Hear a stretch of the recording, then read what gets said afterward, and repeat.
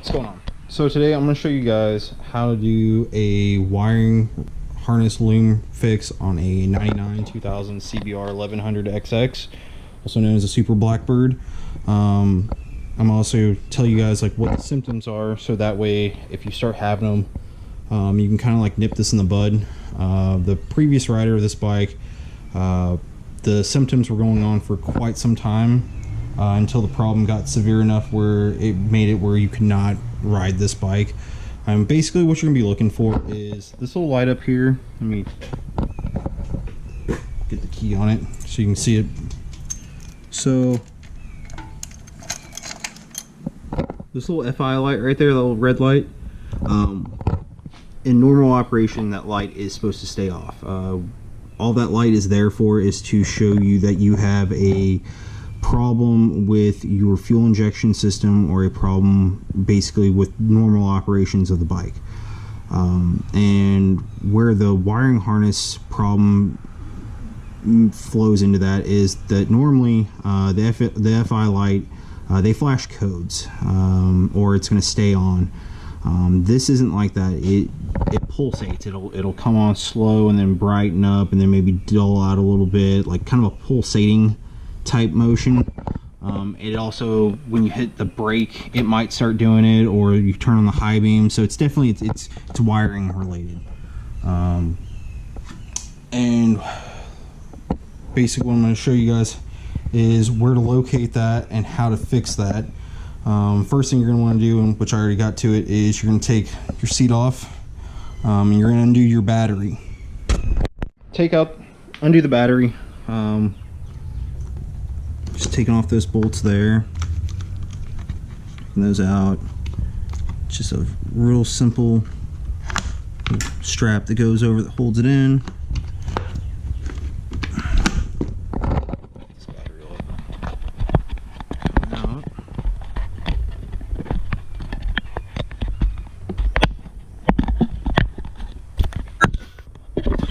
See if I can get the camera mounted good.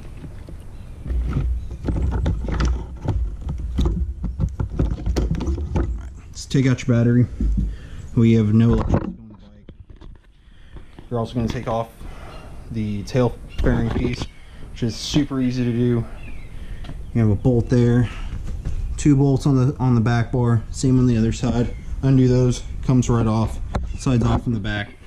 What you're looking for is in this main wiring harness right here, there is a master plug. Mine's gonna be a little bit different because I've previously tried this repair the easy way, but due to excessive corrosion, I believe that didn't work. That didn't fix it. So basically, underneath up in here, you're gonna find a big lump taped up in your wiring harness.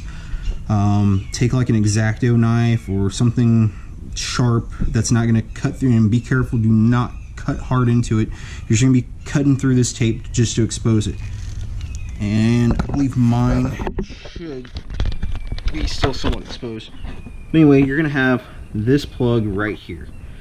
This is a master plug, is what they call it, and the only point of this plug is that when the bike rolls down the factory assembly line at Honda, that they put their computer onto it.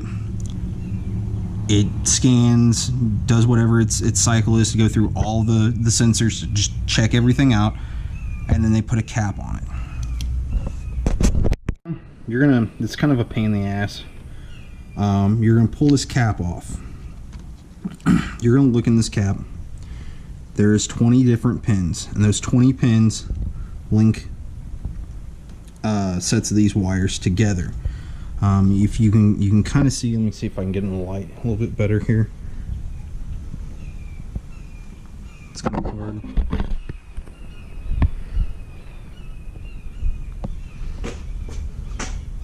But like right in there, you can see that there was a couple that was like really bad corroded. It's kind of rule of thumb when wiring.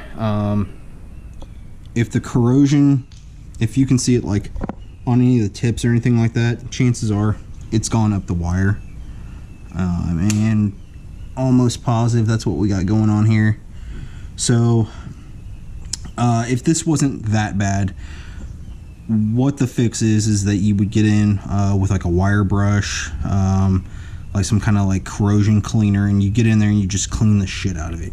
You clean it out, you put some dielectric grease in it, you seal it all up, you seal it back, you know, just so that moisture cannot get in there and cause that. If you do that and you're still running into that problem, this connector, this tab here, that's bad. Which is going to lead you to plan B, which is what we're going to be doing today, which is going to be soldering and connecting all of the wires that need to be connected together. And so now that you got everything undone, what you're going to do is you're going to start basically cutting these wires out. And I know a lot of people are going to go into this and be like, but it's honestly, it's pretty easy. So just pay attention to your pin here. You can see that look on the bottom row, there's 3 sections. You see there's a break in the bottoms here. So the ones that are connected, that's a group of wires. The middle, like there's 3 on the bottom that are grouped, 4, and then another 3. Top, there's 10 of them, they're all together. So I started off, I cut the top 10 because I know those are going to go together. Those are going to all be soldered together. So I'm going to cut those. I started doing that. Went up to like O'Reilly's, Advanced AutoZone, they all sell these. But it's super easy crimping or cutter tool. It's going to cut off the ends for you. And you're just going to follow that. You're basically do all those like that. And then we'll get ready to solder it all up. So I'm in the middle of doing this, and it's kind of hard to see, but on the end of this wire right here, that's corrosion. That's up in the wire. That's why it's important to really just kind of cut these back. What looks like it might be on the very end, corrosion, it moves quick up wires, and it's once it starts, you have to move quick. You have to get it cut out, hoping that this is all that was in this wire, but we will go from there and we will see. So here is the finished product. I'm sure get in there, get a better shot of it. Ground wire, definitely not so pretty, but you get the gist of it. I'm going to go ahead and put some heat shrink over these guys. That way that they're sealed and protected. Probably a little bit of dielectric grease as well. And that should wrap it up. Get a little bit of better light on it. This is the finished product of what it should look like. As you see right there, there's all 10 ground wires soldered together. Then 2 wires, your 2 yellows, and then 3 and 3.